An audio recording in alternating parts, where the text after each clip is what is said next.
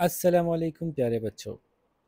आप लोगों ने हमारी पिछली वीडियोस में ये तो देख लिया कि अल्लाह ताला ने बहुत सारे मुख्तलिफ़ तरह के एलिमेंट्स बनाए हैं और हर एलिमेंट का एटम दूसरी एलिमेंट के एटम से थोड़ा मुख्तलिफ होता है। इसकी एग्जांपल्स भी हमने दी थी। हाइड्रोजन है, हीलियम है, लिथियम है, बेरिलियम है, बोरॉन है, कार्बन है, नाइट्रोजन है, ऑक्सीजन है। इनकी एग्जांपल्स मैंने ड्रॉ करके भी दिखाई थी आपको, और वो एक एस्टिमेटेड सी ड्राइंग्स हैं, एक्चुअल ड्राइंग्स तो नहीं है, लेकिन उससे ये अंदाज़ा होता है कि वाकई हर एलिमेंट का एटम एक दूसरे से मुख्तलिफ होता है। और हर एलिमेंट की इसीलिए चूँकि उनके एटम्स अलग अलग होते हैं तो उनकी प्रॉपर्टीज़ भी अलग अलग होती हैं, और मुख्तलिफ एलिमेंट्स एक दूसरे से रिएक्ट करके कोई नई चीज़ें बनाते हैं। तो ये जो केमिकल्स आपस में रिएक्ट करते हैं, एलिमेंट्स आपस में रिएक्ट करते हैं, इनको हम केमिकल रिएक्शंस कहते हैं। केमिकल रिएक्शंस की मुख्तलिफ़ किस्में होती हैं। तो अब हम एक इंटरेस्टिंग से एरिया में दाखिल हो रहे हैं जहाँ पे हम ये देखेंगे कि केमिकल रिएक्शंस की कौन कौन सी किस्में होती हैं और उसकी कुछ एग्जांपल्स लेंगे। ठीक है। अब केमिकल रिएक्शन बहुत सारी तरह के होते हैं। जिस तरह से बहुत सारी तरह के केमिकल्स हैं यानी एलिमेंट्स हैं आपके सामने मौजूद हैं, तो इनके रिएक्शंस की बहुत सी टाइप्स होती हैं। और अगर मैं कहूँ कि there are 4 types of chemical reaction, तो ये बात कम्प्लीटली दुरुस्त नहीं होगी। लेकिन हाँ, मोस्टली केमिकल रिएक्शंस को बच्चों को आसानी से समझाने के लिए 4 तरह के रिएक्शंस दिखाए जाते हैं, वरना उसके अलावा भी बहुत सारी तरह के रिएक्शंस हो सकते हैं। जैसे ऐसा हो सकता है कि एक एलिमेंट और एक और एलिमेंट आपस में मिलें और एक नया एलिमेंट बने जो कि उन दोनों को उनके मिलाप से बना हो।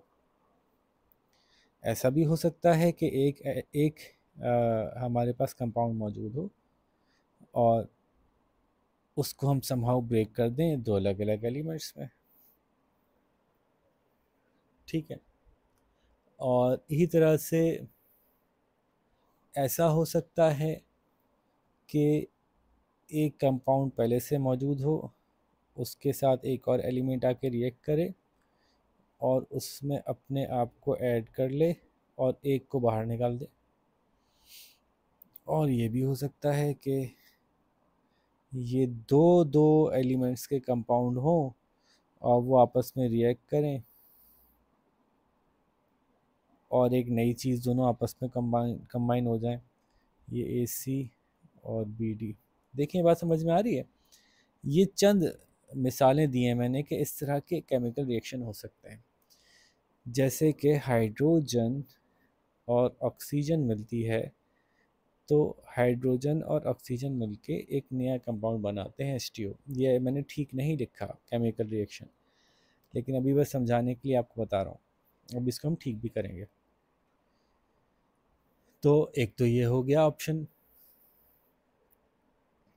इसको आप कह सकते हैं सिंथेसिस रिएक्शन। सिंथेसाइज करना, किसी चीज़ को दो को मिला के एक बनाना, सिंथेसिस रिएक्शन। ये क्या कहलाएगा? इसी का उलट कर लेते हैं। H2O मौजूद था और जी हमने उसको H2 और O2 में तोड़ दिया। ये भी रिएक्शन में सही नहीं लिखा, लेकिन इसको अभी हम ठीक करेंगे, सीखेंगे कि सही लिखने का क्या मतलब होता है। तो इसको कहते हैं कॉम्बिनेशन रिएक्शन। नहीं, ये था कॉम्बिनेशन रिएक्शन ऊपर वाला, इसको कहेंगे डिकम्पोजिशन रिएक्शन। Decomposition reaction. फिर एक आया, उसने हमारे कंपाउंड में से एक को रिप्लेस कर दिया, तो इसको कहेंगे सिंगल डिस्प्लेसमेंट या सब्स्टिट्यूशन। Single displacement. देखें इसके मतलब इन अल्फाज से वैसे ही साफ जाहिर हो रहे हैं। सिंगल डिस्प्लेसमेंट, एक ने आके डिस्प्लेस कर दिया। इसकी मिसाल भी मैं आपको बताता हूँ। जैसे कि जिंक था और उसका हाइड्रोक्लोरिक एसिड से रिएक्शन हुआ, तो वो बन गया जनाब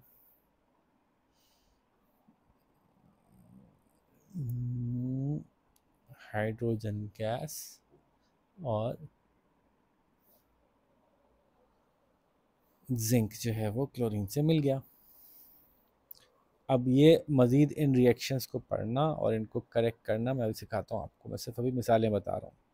जैसे सिंगल डिस्प्लेसमेंट के HCl में से H हटा दिया और Zn आके उससे चिपक गया, जिंक उससे चिपक गया और H2 बेचारा अकेला रह गया। ठीक है, पहले जिंक अकेला था, फिर हाइड्रोजन अकेला रह गया। आगे चलें, अब ऐसा डबल डिस्प्लेसमेंट रिएक्शन देखते हैं। इसको जो है सिंगल डिस्प्लेसमेंट को हम लोग सब्स्टिट्यूशन भी कहते हैं। सब्स्टिट्यूशन। और डबल डिस्प्लेसमेंट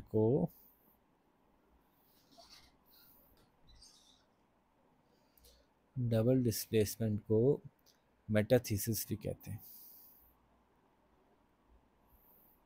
इसके अलावा ही बहुत सारे नाम रखते हैं हमें रिएक्शंस के, क्योंकि आम तौर पे केमिस्ट्री की दुनिया में जो बड़े केमिस्ट होते हैं वो किसी 2 4 5 ख़ास किस्म के केमिकल रिएक्शंस की एक्सपर्टीज़ हासिल करते हैं और उन एक्सपर्टीज़ की बेसिस पे वो अपना नाम बनाते हैं।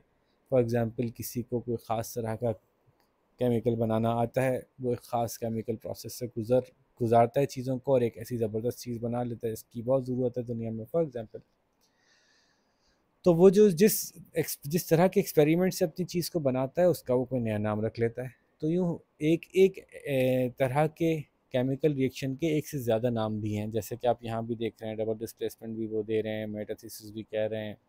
बस बात समझ में आनी चाहिए आपको कि कौन से रिएक्शन की बात हो रही है। तो आसान तरीन जो आपको लगे, सिंगल डिस्प्लेसमेंट आसान लगे या सब्स्टिट्यूशन आसान लगे, आप वो इस्तेमाल कर सकते हैं। ये बहुत फिक्स्ड नहीं है बातें, और इन्हीं रिएक्शंस को कुछ और भी कहा जा सकता है डिपेंडिंग अपॉन कि कोई कौन किस नज़र से देख रहा है। कोई रिडॉक्स होता है, कोई हाइड्रोलिसिस होता है, तो कोई टाइट्रेशन होता है। तो इस तरह से मुख्तलिफ रिएक्शंस के नाम मौजूद हैं और एक ही रिएक्शन के एक से ज़्यादा नाम भी हो सकते हैं। गिवन बात समझ आ गई। लेकिन आम तौर पे रिएक्शंस में हम इस तरह की सिचुएशंस देख रहे होते हैं कि दो चीज़ें मिलकर तीसरी बना लेती हैं, या दो चीज़ें मिली हुई होती हैं उनमें कोई एक चीज़ आके एक्सचेंज कर लेती है उसको, या दो चीज़ें मिली हुई होती हैं उनको तोड़ के दो अलग अलग चीज़ें बन जाती हैं, या दो अलग अलग चीज़ें इस तरह से होती हैं कि दो दो का पेयर होता है वो एक दूसरे को रिप्लेस कर देते हैं। कुछ इस तरह के केमिकल रिएक्शंस हमें देखने को मिलते हैं। आप कहेंगे डबल डिस्प्लेसमेंट का नहीं बताया आपने। तो भाई जैसे कि सोडियम क्लोराइड ले लें, NaCl, और सिल्वर नाइट्रेट ले रहे हैं, तो ये रिएक्ट करके बनते हैं सोडियम नाइट्रेट और सिल्वर क्लोराइड। तो अभी ये आपको कुछ याद करने की ज़रूरत नहीं है, इसमें से कुछ भी समझ में नहीं आया रिएक्शन में तो कोई मसला नहीं है। अब हम इसकी डेप्थ में जाएंगे। तो आपकी एक पूरी ब्रांच है केमिस्ट्री की जिसमें आपको ये सीखना है कि जब हम केमिकल रिएक्शन लिख रहे होते हैं तो इसके लिखने के दौरान हम इसकी दोनों साइड्स को बैलेंस करते हैं और इससे हमें पता चलता है कि कौन सी चीज़ की कितनी मकदार ली गई। तो ये बड़ा मज़ेदार सी साइंस है और इसको करना बहुत आसान है। अगर एक दफ़ा आप केमिस्ट्री के खौफ को साइड में रख दें और ये समझने की कोशिश करें कि ये तो बड़ी लॉजिकल सी बात है, तो आपको ये बात मुश्किल नहीं लगेगी। वो क्या, कुछ तो सबसे पहले एलिमेंट्स के नाम आपको याद होने चाहिए। जैसे कि हमने शुरू में आपको दिखाया, पीरियोडिक टेबल में कम से कम कुछ एलिमेंट्स के नाम तो आपको याद होने चाहिए। 8 10 15 20 कुछ एलिमेंट्स आपको पता होने चाहिए, क्योंकि जब आपको इन एलिमेंट्स के नाम याद होंगे कि ये हाइड्रोजन है, ये हीलियम है, ये लिथियम है Li, Be जो बेरिलियम है, फिर बोरॉन है, कार्बन है, नाइट्रोजन है, ऑक्सीजन है, फ्लोरीन है, और इनके सिंबल्स थोड़े से याद होंगे, तो आपको थोड़ा आसान होगा ये चेक करना, ये पता करना कि ये कौन से एलिमेंट्स हैं जिनका आपस में रिएक्शन हुआ है। फिर आहिस्ता आहिस्ता हम ये भी सीखेंगे कि इनकी मुख्तलिफ़ हालतें होती हैं कि नाइट्रोजन जब ऑक्सीजन से मिलती है तो उसको क्या कहेंगे, केमिकल नेम किस तरह से दिया जाता है। बाद औक़ात नाइट्रोजन 2 ऑक्सीजन्स के साथ मिलती है, बाद औक़ात नाइट्रोजन 3 ऑक्सीजन्स के साथ मिलती है, तो उसका नाम कैसे रखा जाता है। और इसमें आपको बहुत कुछ याद करने की ज़रूरत नहीं है। थोड़े दिनों में अगर आप केमिस्ट्री के मुख्तलिफ इक्वेशन से गुजरेंगे और केमिस्ट्री के सब्जेक्ट को इन डेप्थ पढ़ेंगे तो आपको ये चीज़ें खुद ही याद हो जाएंगी। तो आपको जो मेहनत करनी है वो ये करनी है कि आपको ये कुछ शुरू के एलिमेंट्स के नाम याद होने चाहिए। मैं तो पसंद करता हूँ कि बच्चों को जो है वो कम अज़ कम आर्गॉन तक तो याद हो लाइन से, और उसके बाद बीच बीच में से कुछ याद हों, जैसे कि आयरन है और जनाब जिंक है। ये ज़्यादा रिएक्टिव हैं और अक्सर केमिकल रिएक्शंस में इनको हम देखते हैं। सिल्वर है और जनाब और कौन सा है ऐसा ख़ास, लेड है, पीबी। तो ये कुछ मेजर नॉन मशहूर एलिमेंट्स हैं जिनके आपको नाम भी पता होने चाहिए, और इनकी जो कॉन्फ़िगरेशन है जो मैंने आपको बताई थी कि किस तरह से हम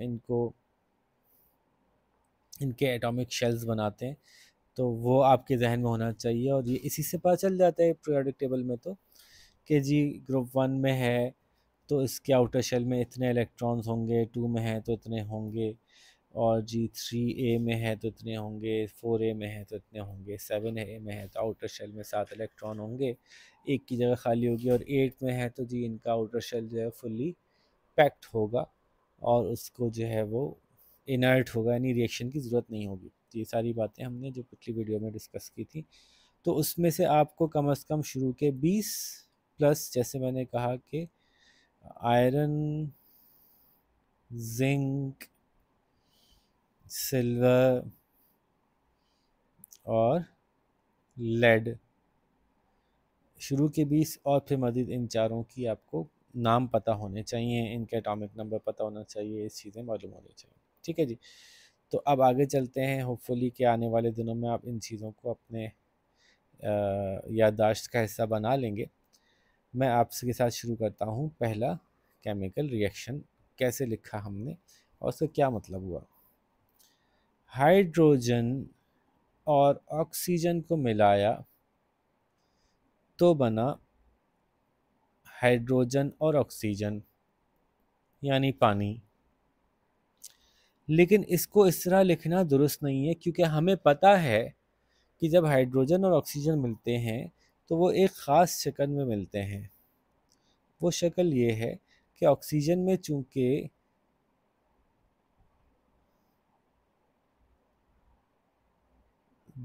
दो इलेक्ट्रॉन्स की जगह खाली होती है, आउटर शेल में 8 की जगह थी, 6 थे जी।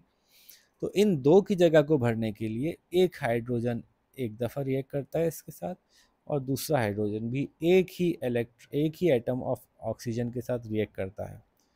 तो 2 हाइड्रोजन जमा होते हैं एक ऑक्सीजन के साथ, तब जाके पानी बनता है।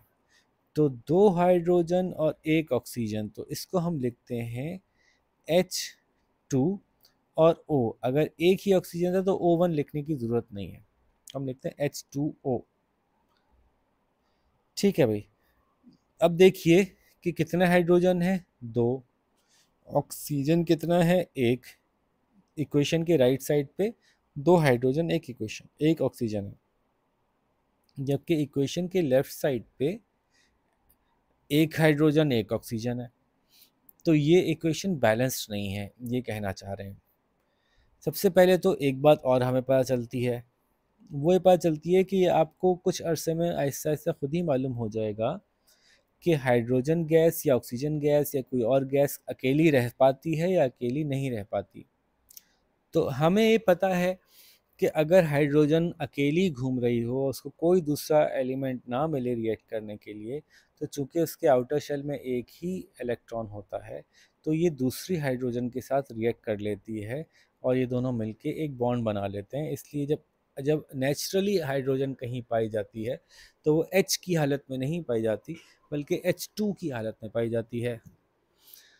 यही तरह से हमें यही पता है कि ऑक्सीजन भी चूँकि डेफिशिएंट होती है अपने इलेक्ट्रॉन्स की वजह से, तो वो भी अक्सर क्या करती है कि अपने आप में अकेली हालत में नहीं मौजूद होती। तो असल में तो ये आपको ये लिखी हुई मिलेगी, ठीक है। तो अब देखिए यहाँ से हम अपना इक्वेशन को बैलेंस करने का सफ़र शुरू करते हैं। देखिए आपको इक्वेशन ऐसी लिखी मिल जाएगी, आपको नहीं सोचना होगा कि एच के साथ 2 लगा हुआ है, ओ के साथ 2 लगा हुआ है, H2O के साथ क्या लगा हुआ है, आपको ये नहीं सोचना। आपको ये सोचना है कि देखिए 2 हाइड्रोजन और 1 ऑक्सीजन नतीजे में निकले, और हमारी इक्वेशन के लेफ्ट हैंड साइड पे 2 हाइड्रोजन तो हैं, 2 ऑक्सीजन भी हैं। तो इस इक्वेशन को कैसे बैलेंस किया जाए? 2 हाइड्रोजन 1 ऑक्सीजन के साथ मिल गए, 1 ऑक्सीजन बच गया। तो अब क्या करते हैं, तो इसका कुछ आसान तरीका ये है कि हम इनसे पहले कुछ नंबर्स ऐड कर सकते हैं। जो भी हमारे पास एलिमेंट्स या कंपाउंड्स हैं, इनसे पहले हम अपनी मर्ज़ी से जो चाहे नंबर ऐड कर सकते हैं, ताकि हमारी इक्वेशन बैलेंस हो सके। देखिए एक मैं पूरा करके दिखाऊंगा तो आपको समझ में आएगी बात। जैसे मैं कहूँ, असल में हमने 2 हाइड्रोजन H2, दो दो वाली हाइड्रोजन के 2 लिए और 1 O2 लिया। तो अब बताइए हाइड्रोजन कितनी हो गई? 2 वाली 2 होने की वजह से 4 हो गई, और ऑक्सीजन हो गई 2। लेकिन ये देखें कॉम्बिनेशन सही हो गया, 4 और 2, 2 और 1, तो रेशो सेम हो गया। अगर मैं यहाँ भी 2 लगा देता हूँ तो देखिए मेरी इक्वेशन पूरी बैलेंस हो गई। कैसे? कि इस जगह H2O के 2 हमारे पास फॉर्म हुए कंपाउंड्स। तो 2 H2O का मतलब है H2 2 तो 4 हो गई, और O 2 तो O 2 हो गई। क्या हमारे लेफ्ट हैंड साइड पे भी 2 ऑक्सीजन और 4 हाइड्रोजन मौजूद हैं? जी, 2 ऑक्सीजन और 4 हाइड्रोजन मौजूद हैं। O2 की शक्ल में 2 ऑक्सीजन और 2H2 की शक्ल में 4 हाइड्रोजन। तो क्या हुआ था, हमें मिला था H2 plus O2 is equals to, या दैट गिव्स H2O। और कहा गया था क्या ये बैलेंस है? हमने कहा नहीं, बैलेंस नहीं है, क्योंकि इधर 2 हाइड्रोजन 2 हाइड्रोजन है, 2 ऑक्सीजन है, 1 ऑक्सीजन है। तो हमने क्या किया इसको बैलेंस करने के लिए? हम यहाँ भी 2 लगा सकते थे, लेकिन पहले ही यहाँ पे ऑक्सीजन कम और हाइड्रोजन ज़्यादा है। यहाँ 2 लगा लिया तो हाइड्रोजन और ऑक्सीजन बराबर थे, हमें हाइड्रोजन बढ़ाना था। तो इसलिए ये 2 हम यहाँ लगाने के बजाय हमने अक्लमंदी और चालाकी से 2 को यहाँ लगाया। और जब ये 2 हाइड्रोजन के भी 2 हो गए तो 4 हाइड्रोजन हो गए, जबकि यहाँ 2 हाइड्रोजन है। तो हमने यहाँ 2 लगाया तो 2, 4 और 4 ये बराबर हो गए, और इसकी वजह से जो ऑक्सीजन 2 हुए थे वो 2 ऑक्सीजन ये रहे। थोड़े से तजर्बे से आपको ये बैलेंस करना आ जाएगी, और इसमें दिल खोल के बग़ैर डरे इसको इक्वेशंस को बैलेंस करने की कोशिश करनी चाहिए। अब देखें हम थोड़ी सी कुछ मुश्किल एग्जाम्पल पे आते हैं। अच्छा, नाम हम अभी आपसे एक्सपेक्ट नहीं कर रहे कि आपको नाम पता होंगे, ठीक है। तो नामों की डेप्थ में अभी नहीं जा रहा, वो आहिस्ता आहिस्ता आप सीख जाएंगे।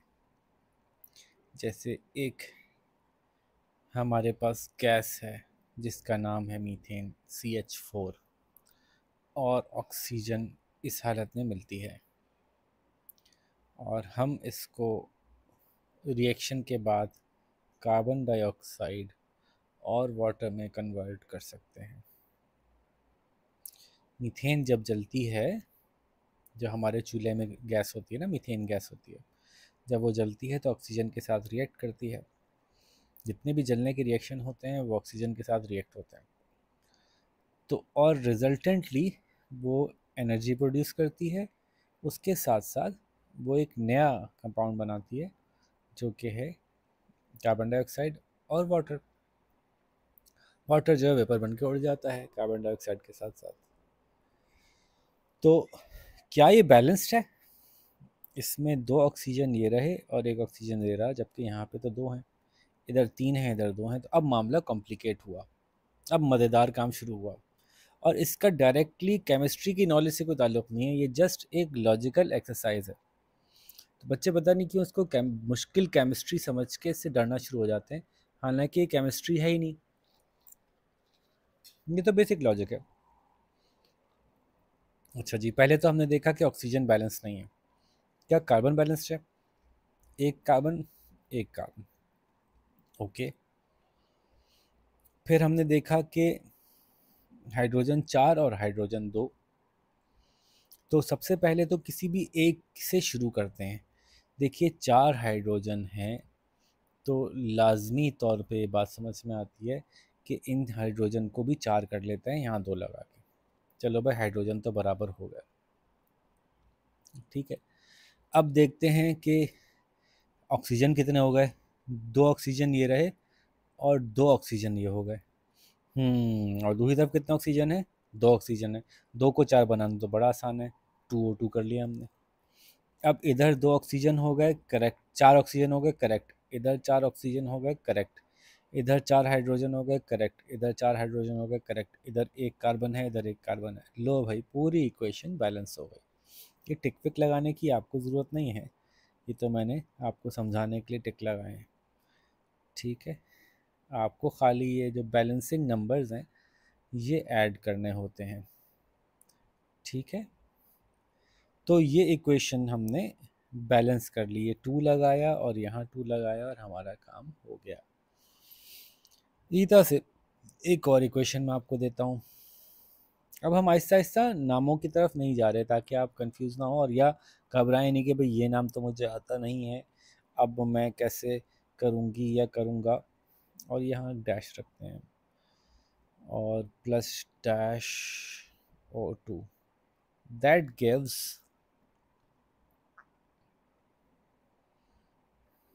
Nitrogen oxide.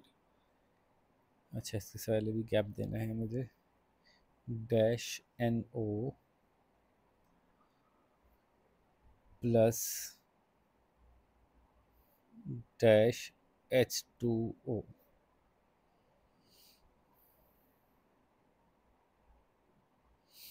तो अब देखिए कि इसको बैलेंस कैसे करेंगे।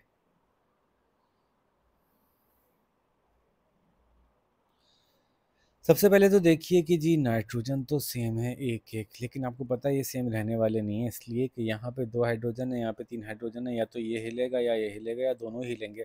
अगर आपको थोड़ी सी मैथ्स याद हो तो अगर 1/3 और 1/2 होता है तो ना 3 को 2 बना सकते हैं, 2 को 3 बना सकते हैं, तो दोनों ही चेंज होते हैं, याद है?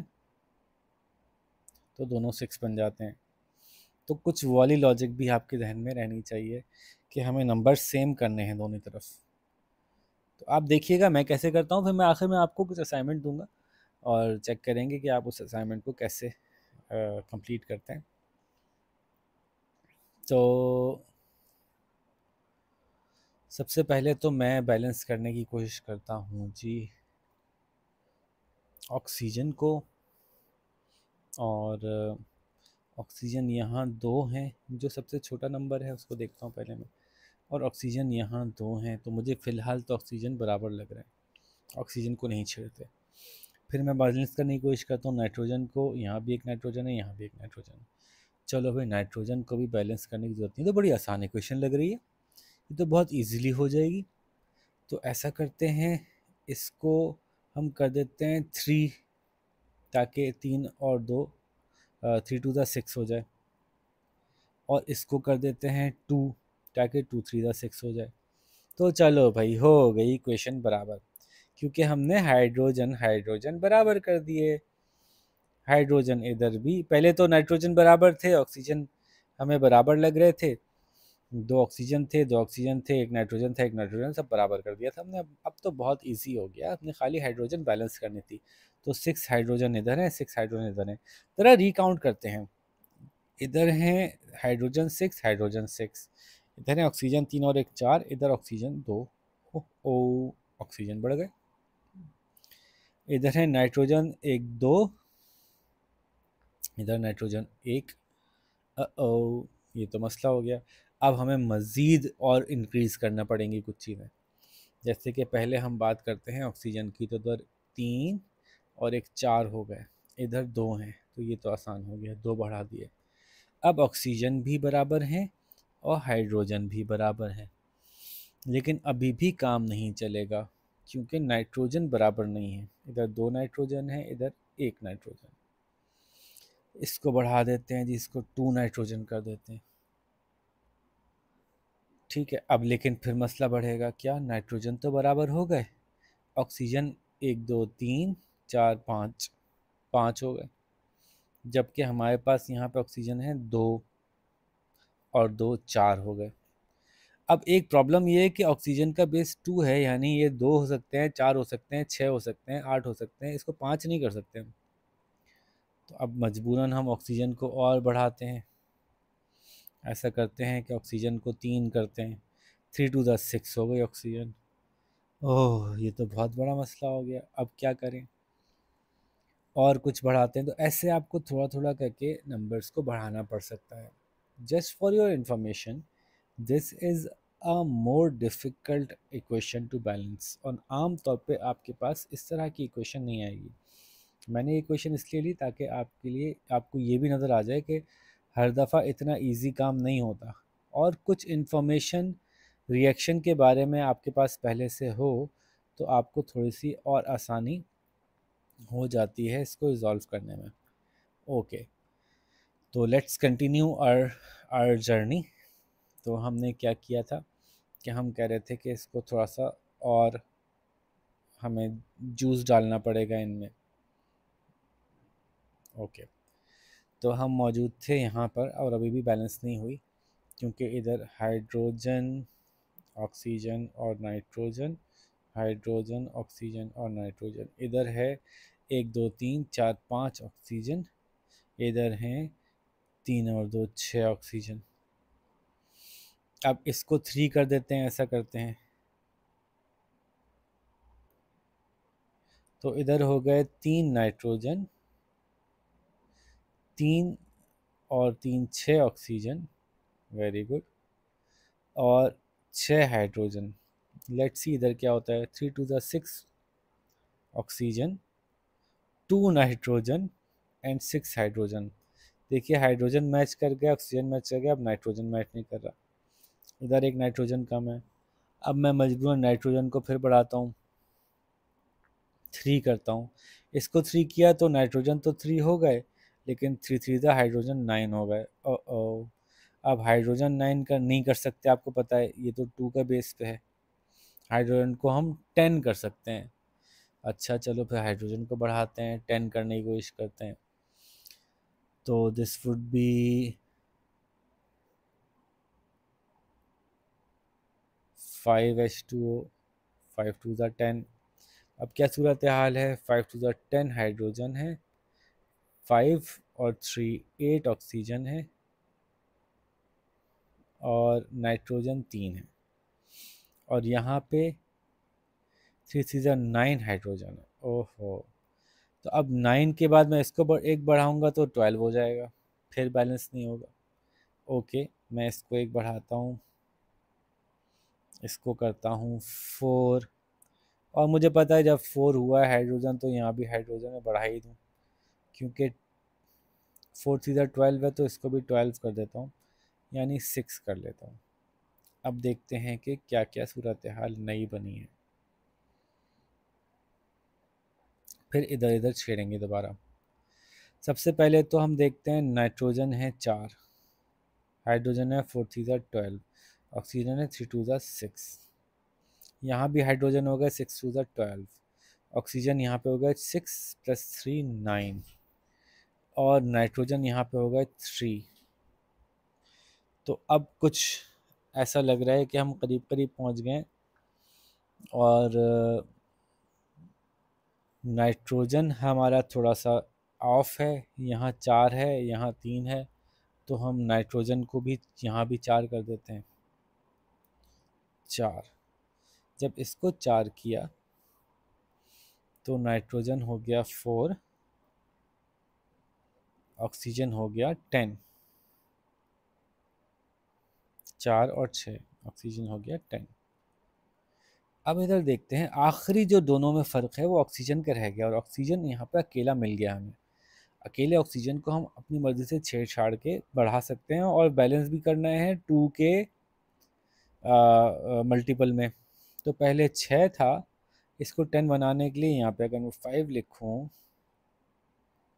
तो क्या मेरी इक्वेशन बैलेंस हो गई? ओए होए, वाकई बैलेंस हो गई। This was a very difficult equation two balance. Normally छोटे एग्ज़ाम्स में इस तरह के क्वेश्चंस नहीं आते। ये थोड़े एक्सपीरियंस्ड बच्चों से, जिन्होंने क्वेश्चंस देखी हुई होती हैं, उनसे पूछा जा सकता है।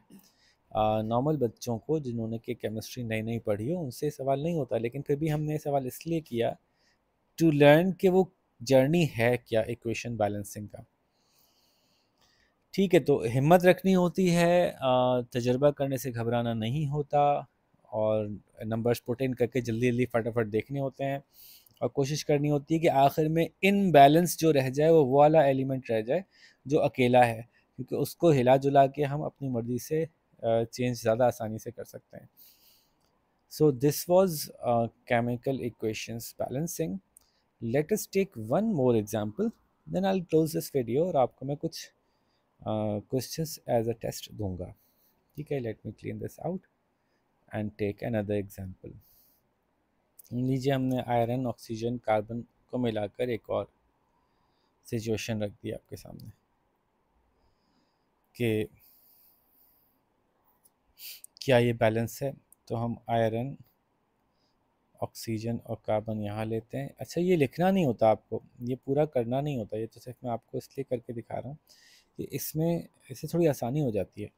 वन वन का आयरन या फेरम कह लें, 4 ऑक्सीजन और 1 कार्बन। 1 ferrum, 2 oxygen, 1 carbon. अरे वाह, बहुत आसान लग रहा है तो, क्योंकि सब कुछ 1 1 है, खाली ऑक्सीजन डबल है। लेकिन ओहो, ये बड़ा मसला है कि यहाँ पे ऑक्सीजन सब जगह किसी के साथ कंबाइन हुई हुई है। तो अगर मैं इस ऑक्सीजन को डबल करता हूँ और ये 4 हो जाती है, तो साथ में कार्बन भी डबल हो जाती है। अब मुझे इस कार्बन को छेड़ना पड़ेगा। ओके, तो अगर मैं यहाँ पे 2 लगाता हूँ, तो कार्बन तो 2 हो जाती है, ऑक्सीजन 5 हो जाती है, फिर मसला हो गया। तो ये एक बड़ा इंटरेस्टिंग सा मेथड रहेगा। इसको फिर हम आगे चलाते हैं,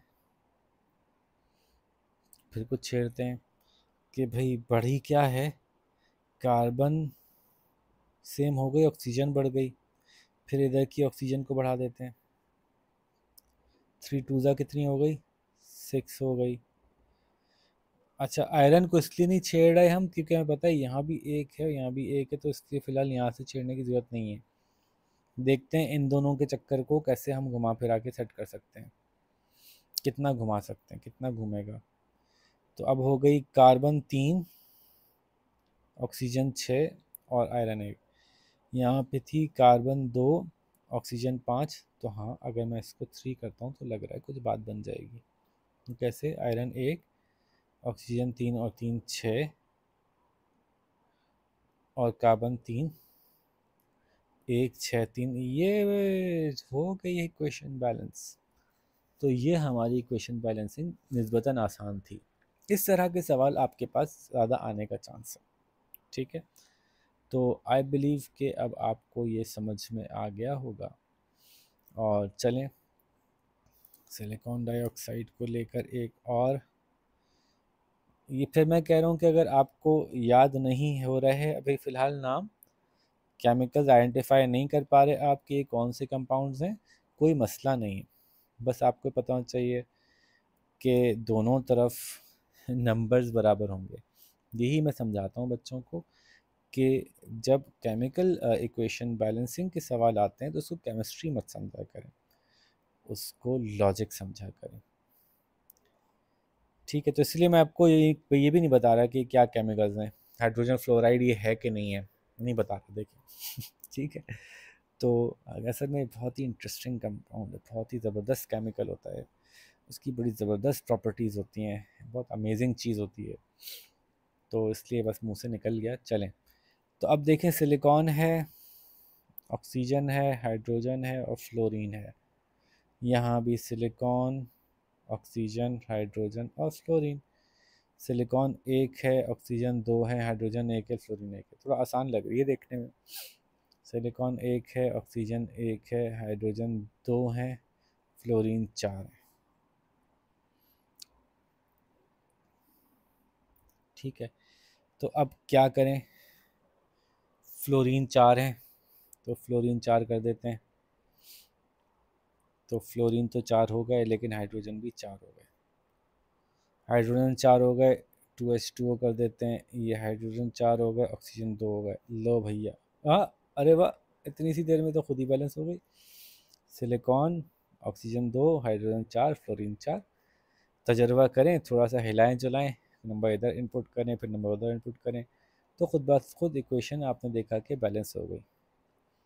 so this is how things work out in equation, chemical equation balancing, and it's a very interesting area. और अब आपके पास इस वीडियो को ख़त्म होने से पहले मैं 2 टास्क दे रहा हूँ। पहली टास्क तो ये है कि आपको इब्तदाई 20 एलिमेंट्स के नाम याद होने चाहिए, कि अगर आप उसका केमिकल कहीं इक्वेशन लिखी हुई देखें जिसमें एलिमेंट रिप्रेजेंट हो रहा हो किसी सिंबल के साथ, तो उस एलिमेंट को आप पहचान सकें कि इसका क्या नाम है। ठीक है, और ये पीरियोडिक टेबल आपके सामने मौजूद है, ऑनलाइन कितने मिल जाएंगे, आप ज़रा सा नाम लिखें खाली पीरियोडिक टेबल तो एक लाइन लग जाती है। तो यहाँ पे नाम भी लिखे हुए हैं, एटॉमिक नंबर भी लिखा हुआ है। मैं मज़ीद पीरियोडिक टेबल की डेप्थ में भी नहीं ले जा रहा आपको, सिर्फ इसलिए कि आपको वो नंबर वो लिखा हुआ नज़र आए कि भाई कार्बन लिखा हुआ है, ऑक्सीजन लिखा हुआ है, ये लिखा हुआ है क्या, ये क्या बना हुआ है, तो थोड़ा सा अच्छा लगता है अगर आपको पता चल जाए कि क्या बना हुआ है, क्या लिखा हुआ है। ठीक है बच्चों, तो शुरू के 20 एलिमेंट्स प्लस मैंने आपसे एक रिक्वेस्ट ये की थी कि 2-3 और एलिमेंट्स के नाम आपको पता होने चाहिए, जैसे कि जो अक्सर इस्तेमाल हो रहे हैं, इसमें जिंक है, अ, आपका आयरन है, और आयरन असल में फेरम है, इसलिए Fe से लिखते हैं, लेकिन चूँकि इंग्लिश में आयरन कहते हैं इसलिए इसमें आयरन ही लिखा हुआ है।